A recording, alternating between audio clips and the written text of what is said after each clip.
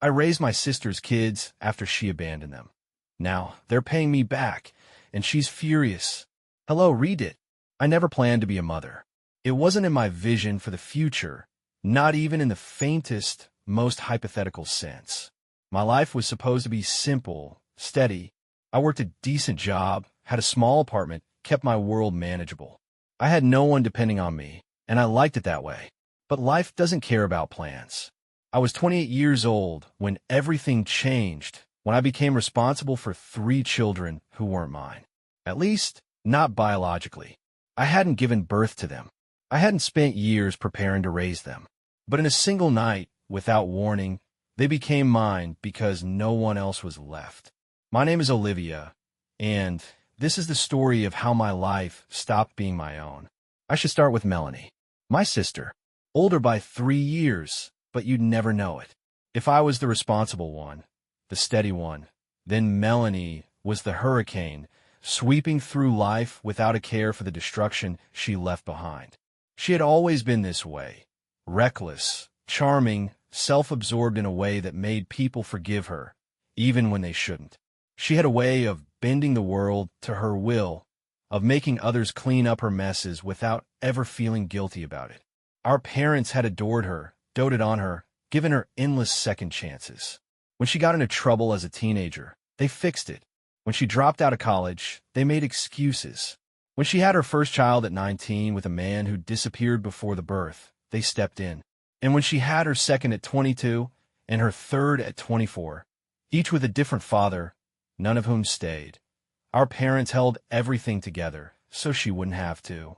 Then they were gone. They died within months of each other. First our father from a sudden heart attack, then our mother from an illness that had been quietly lurking in the background for years. Their deaths shattered something in Melanie. Not grief, not devastation. She had never been the sentimental type, but something else. She had always depended on them in ways she never admitted, used them as a safety net that kept her from ever truly falling. Without them, she was untethered. I should have seen it coming. The night she left, there was no warning, no emotional breakdown, no desperate plea for help. Just a note on the kitchen table of our parents' house, written in her rushed, looping handwriting. She was done. She needed to start over. She couldn't be a mother anymore. And she was gone.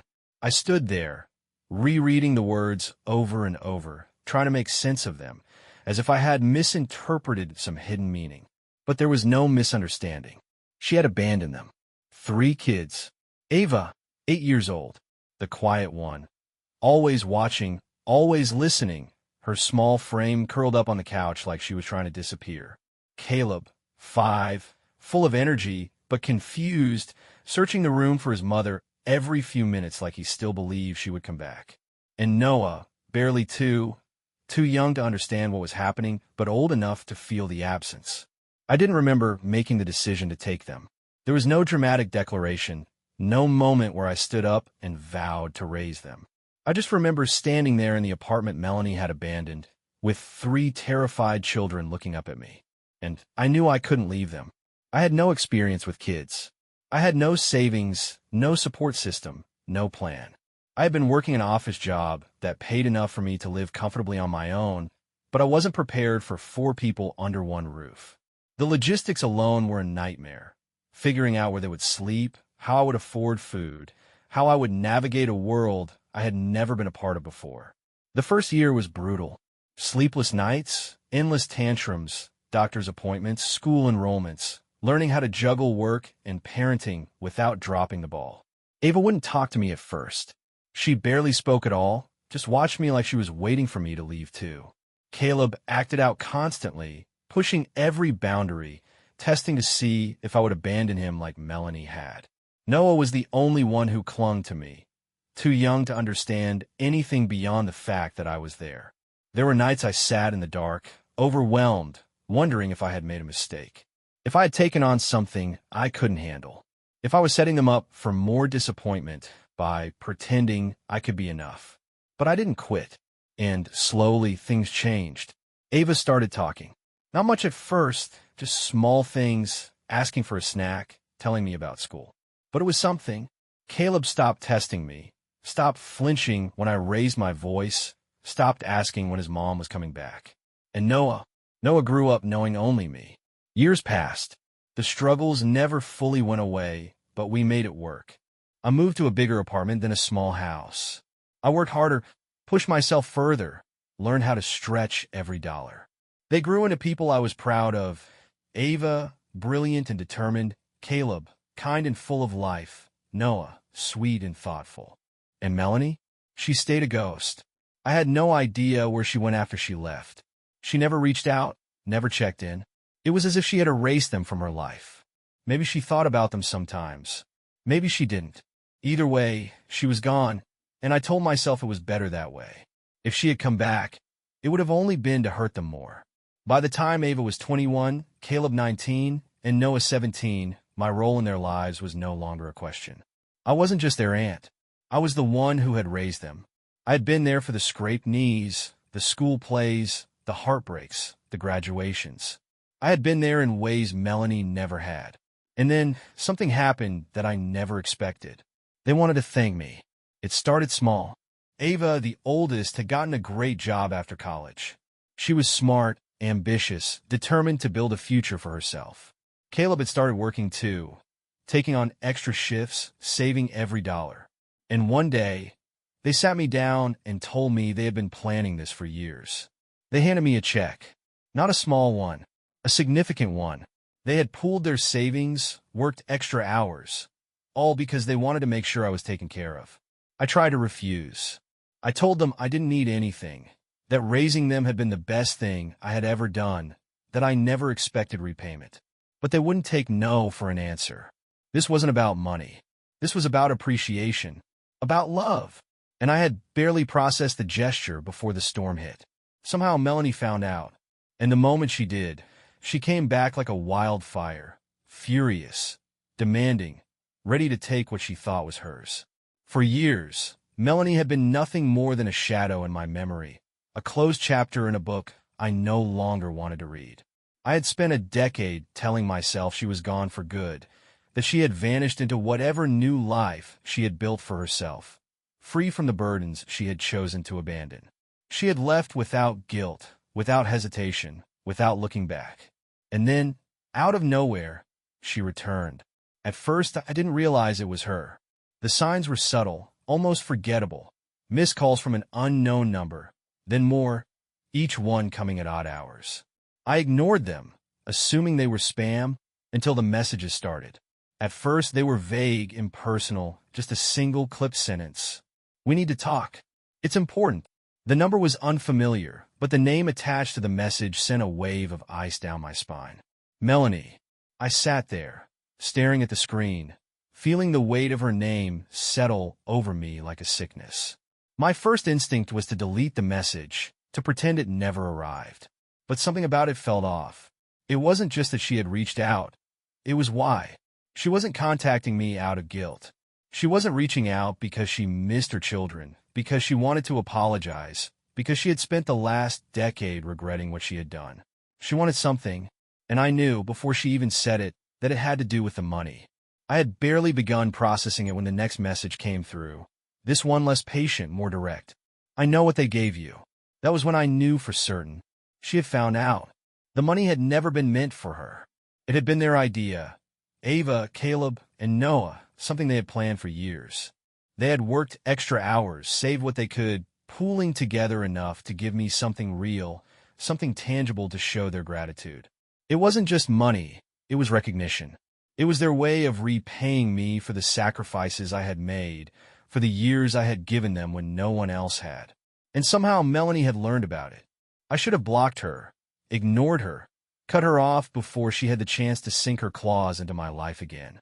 But part of me knew that if I didn't face her now, she would find another way in. That was what she did. She found ways in. I didn't respond. She didn't give me a choice. The knock came 3 days later. It was sharp, insistent, the kind of knock that didn't belong to someone who was asking for permission to enter, but demanding it. My stomach twisted before I even looked through the peephole, but I already knew. It was her. The moment I opened the door, she started talking, her voice carrying that same entitled edge I remembered from when we were kids. She hadn't changed, not in the way I had hoped. I expected to see the years on her, expected to find some evidence of struggle, of hardship, of the consequences of her choices written into her face. But I didn't. She looked polished, effortless. Her hair was styled, her makeup perfect, her clothes expensive enough to suggest that she hadn't spent the last decade scraping by. If anything, she looked better than when I'd last seen her. She smiled, but there was no warmth in it. It was a smile I had seen 1,000 times before, the one she used when she was about to take something that didn't belong to her. She got straight to the point. She said she had heard that her kids had given me money. She didn't say how she had found out, and I didn't ask. That wasn't the part that mattered. What mattered was what she said next. She wanted a cut. No, she demanded it. It wasn't a request. It wasn't framed as a favor. It was hers, as if the children she had abandoned had given it to her, and I had somehow stolen it from under her nose. She acted as though I had cheated her out of something she was entitled to, as if the very act of accepting their gratitude was a betrayal. I had spent years preparing myself for the possibility that she would return. I had played the scenarios over and over in my head, rehearsing what I would say if she ever tried to come back into their lives. But I hadn't expected this. I hadn't expected her to look at me like I was the thief. I told her no. I told her that she had no claim to anything, that her children had made their own choices, that they had given me the money because they wanted to. She didn't get angry. That was what unsettled me the most. She just smiled again, slow and knowing, as if she had been expecting my answer. And then she played her final card. She didn't just want the money. She wanted to reconnect with her children.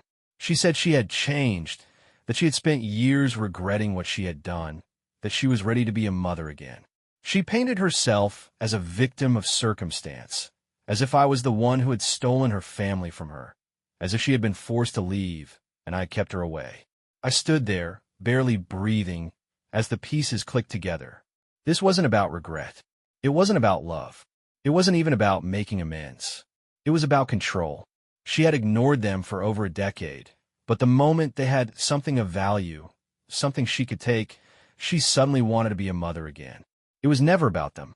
It was about what they could give her. And when I didn't answer, when I didn't give her the reaction she wanted, she delivered the final blow.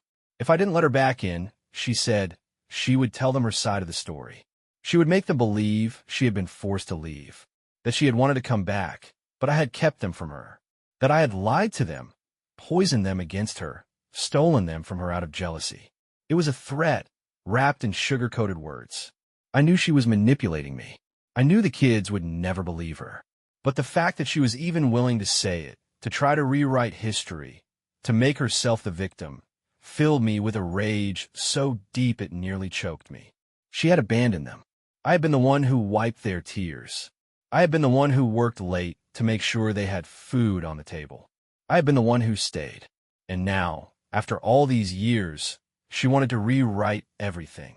I slammed the door in her face. But as I watched her walk away, I knew this wasn't over. Melanie never lost. She just found another way to win. Slamming the door in Melanie's face should have felt like a victory, but it didn't. It felt like pressing snooze on an alarm I knew would blare again, louder and more insistent than before. I'd shut her out, but she wasn't gone. She never disappeared completely. Not when she thought there was something left for her to take. For a few days, nothing happened. No messages, no calls, no knocks at my door. I allowed myself to believe, foolishly, that she had accepted my refusal, that maybe, just maybe, she would fade back into whatever life she had built for herself. But I should have known better. Melanie didn't let things go. She just changed her approach. The first sign came from Ava. She called me one evening, her voice hesitant, uncertain. She said she had gotten a message. Someone had reached out, claiming to have information about her mother. At first, she thought it was a scam, but then she saw the name attached. Melanie. She had written some long, rambling message about how she had never wanted to leave, about how she had tried to come back, but had been pushed away. She told Ava she had made mistakes, but she wanted a second chance. She wanted to reconnect. She wanted to explain everything. And the worst part? She was good at it. The message wasn't angry or accusatory. It was crafted carefully, strategically. Melanie knew how to play the game. She had spun a narrative where she wasn't the villain, but the victim. Ava didn't know what to think. She had spent her whole life assuming Melanie was gone for good, that she had walked away without a second thought. And now, suddenly, she was back, claiming that things hadn't been so simple. I could hear the doubt creeping into Ava's voice, the confusion. And that was exactly what Melanie wanted. I asked her what she thought. Did she want to talk to Melanie? Ava hesitated. She said she didn't know. That part of her wanted to believe there was something worth salvaging, that maybe Melanie had changed.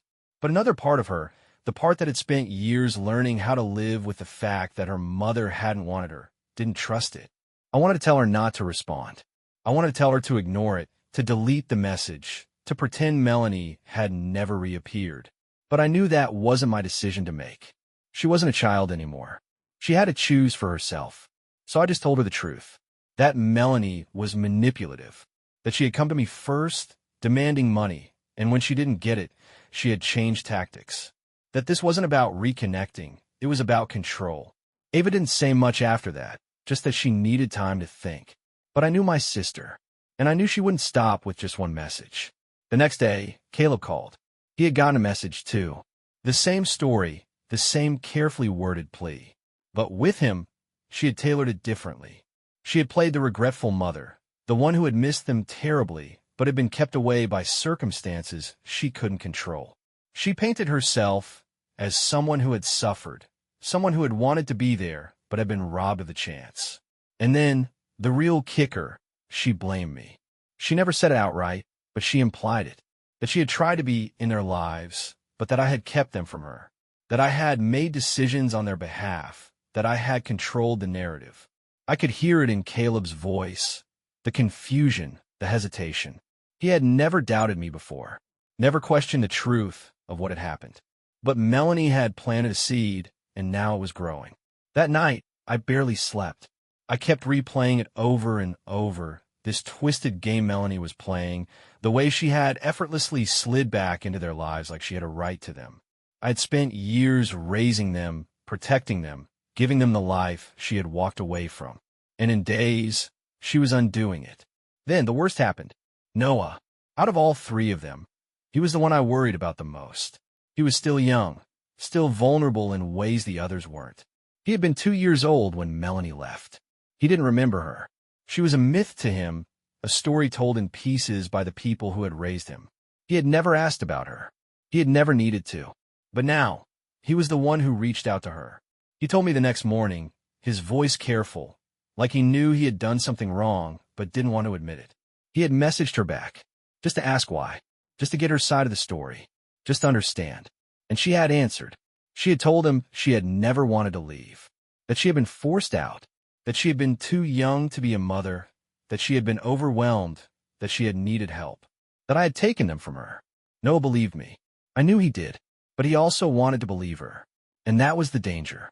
Melanie wasn't just trying to get money anymore. She was trying to rewrite the past. And I was losing. The next time she called, I answered. Her voice was calm, casual, like we were old friends catching up after years apart. She didn't bother pretending she had reached out to the kids first. She didn't need to anymore. She had already sunk her claws in. She told me, so matter-of-factly, that she was going to see them, that she had every right to rebuild her relationship with her children, that I had no say in it, that it wasn't up to me anymore. And that's when I realized I had spent years protecting them from her. But they weren't mine to protect anymore. They were grown. They had to make their own decisions. Melanie had been playing the long game. And this time, she had found the perfect move. I wasn't going to be the one to stop her. They had to stop her themselves. For the first time in years, I wasn't in control. It had been my responsibility. No, my purpose to protect them, to keep them safe from the woman who had abandoned them. I had built my life around shielding them from the wounds Melanie had inflicted, from the damage she had done. But now, they were grown, and she had found her way in. She had done what she always did, twisted reality, shifted blame, rebranded herself as the victim. And I was powerless to stop it. Ava, Caleb, and Noah were no longer children. They were young adults, capable of making their own choices, of deciding whether they wanted to hear her out. I couldn't tell them no, couldn't lock the door and keep her away like I had when they were kids. And that was what terrified me the most. They were going to see her. Not all together. Separately. One by one on their own terms. I could have begged them not to, but I didn't. I knew that would only push them toward her. Instead, I braced myself for the fallout, for the moment Melanie would finally reveal her true self again, for the moment they would see what I had always known. Ava was the first. She met with Melanie at a cafe, neutral ground.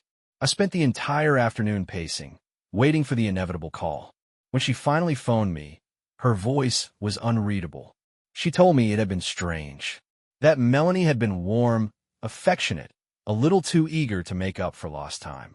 She had apologized for leaving, had said it was complicated, that she had made mistakes, but had never stopped loving them. Ava didn't say much else, but I could hear the conflict in her voice. The logical part of her, the part that had grown up knowing that I was the one who had raised her, was wary. But another part, the part that had always wondered, always hoped, wanted to believe. Then came Caleb. He wasn't as guarded as Ava. He had always been the emotional one, the one who felt things deeply but didn't always know how to express them. He met with Melanie a few days later, and when he called me afterward, he sounded angry. Not at me, not at her, just angry at the situation, at the years that had been lost. He told me she had cried, that she had talked about how alone she had felt, how much she had struggled after she left. She had made herself look pitiful, and it had worked. Caleb wanted to believe her. He wasn't naive. He knew she had done terrible things, but he wasn't ready to shut the door completely. He told me he needed time to think, and that was exactly what she wanted. But it was Noah who shattered everything. I had been dreading his meeting with her the most. He was the youngest, the most impressionable, the one who had never known her at all. He had only ever had me. I wasn't afraid of him choosing her over me. I knew that would never happen. What I feared was something worse, that he would believe her. When he came home that night, his face was blank, too blank. I asked him how it went, and at first he didn't answer. He just stood there, his hands clenched into fists, his jaw tight. Then, finally, he spoke. She had slipped up. At first, the meeting had gone like the others. Apologies, carefully selected words, vague promises of making amends. But then, Melanie had gone too far. She had tried to convince Noah that she had wanted to come back, but that I had kept her away, that I had refused to let her see them, had lied about her reasons for leaving. She had painted me as controlling, as if I had taken them for myself out of selfishness, as if I had robbed her of the chance to be a mother. But Melanie had forgotten something. Noah wasn't 2 years old anymore. He was 17, smart, observant, and most importantly, he knew me, and he knew something else, something she had never expected him to know. The letter. For years, I had kept it hidden. The note she had left behind the night she abandoned them. It had sat in a box in my closet, a relic of a past I tried not to think about. I had never shown it to them. I had never wanted them to read it, to see how easily she had walked away, how effortlessly she had thrown them aside. But when Noah had been 13, he had found it. He had read it, and he had never told me. Until now. That was her mistake. She had forgotten what she had written. She had forgotten that in her own words, in her own handwriting, she had admitted it. She hadn't left because I had forced her out. She hadn't left because she was young and scared. She had left because she wanted to, because she didn't want to be a mother, because she had never loved them enough to stay. And now, years later, she had tried to rewrite history. Noah didn't confront her. He didn't tell her what he knew. He had just sat there, listening, watching, waiting. And the moment she had finished spinning her story, he had told her the truth. That he knew, that he had always known. And then, he had walked away. When he told me all of this, there was no anger in his voice. No sadness. Just finality. It was over. She had played her hand, and she had lost.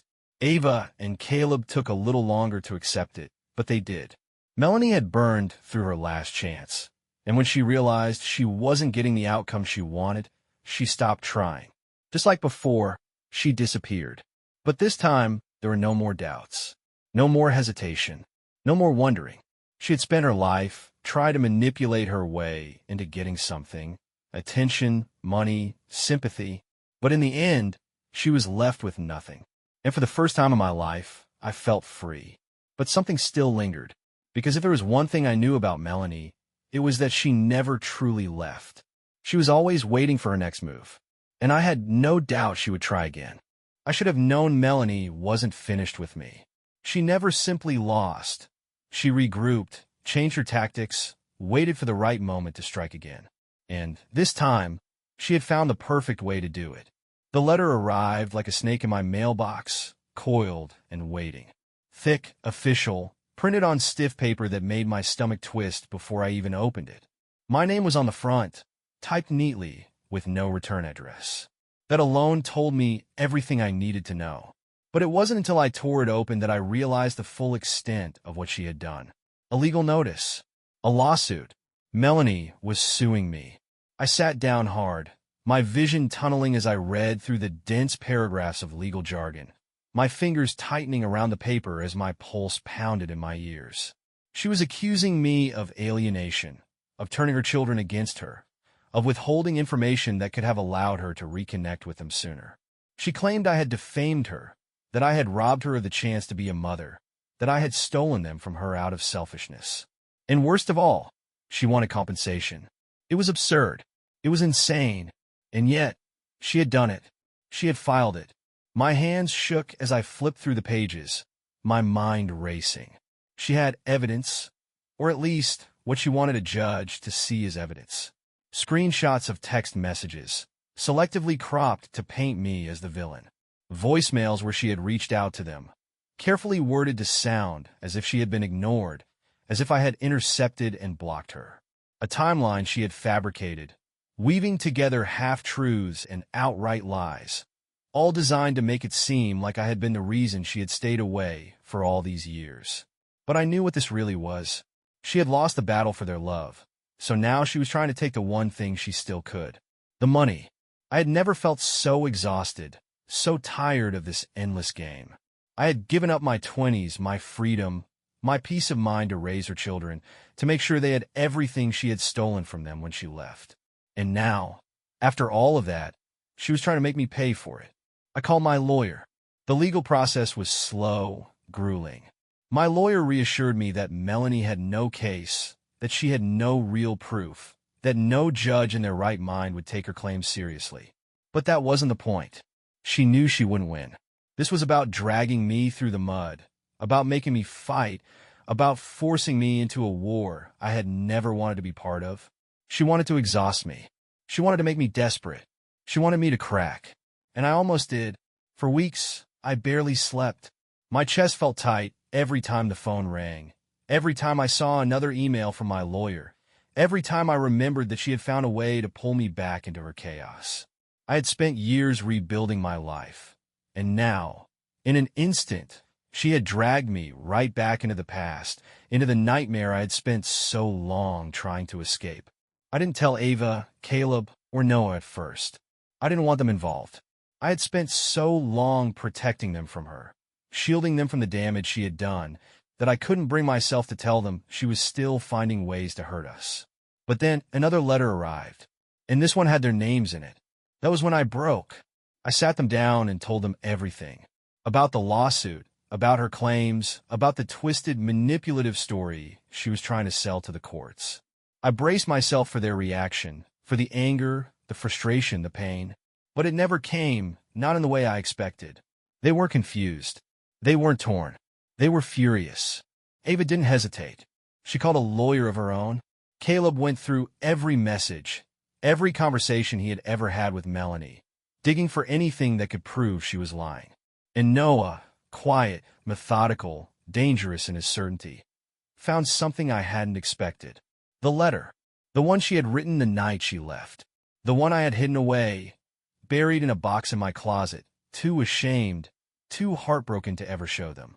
It had sat there for over a decade, untouched, forgotten. But when Noah was 13, he had found it. He had read it, and he had never told me. I watched as he placed it on the table in front of me, his expression unreadable. And then, in a voice that was quieter than I had ever heard from him, he told me that he had always known. Melanie had been trying to rewrite history, but she had forgotten one simple thing, her own words. We filed a counterclaim. And then, Just as quickly as she had come back into our lives, Melanie disappeared. No fight. No last-minute attempt to salvage her case. No excuses. She dropped everything. Just like that, it was over. I wanted to feel relief, but I didn't. I just felt empty. I had spent so long bracing myself for the next battle that I didn't know what to do when it never came. Weeks passed, then months, and for the first time in my life, I allowed myself to believe that she was really gone. Until the phone call, a number I didn't recognize. I almost didn't answer, but something told me to pick up. A stranger's voice. A hospital. A patient. Melanie. I drove there without knowing why, without knowing what I would say when I saw her. She had listed me as her emergency contact. I was the only one, the only person left. She looked so small in that hospital bed, her body frail, her skin pale, her eyes dull in a way I had never seen before. The same woman who had spent her life taking from others now had nothing left. She looked up at me, and for the first time in my life I saw it. Regret. She opened her mouth, but no words came out. I didn't say anything either. I just turned and walked away. And this time, she didn't follow.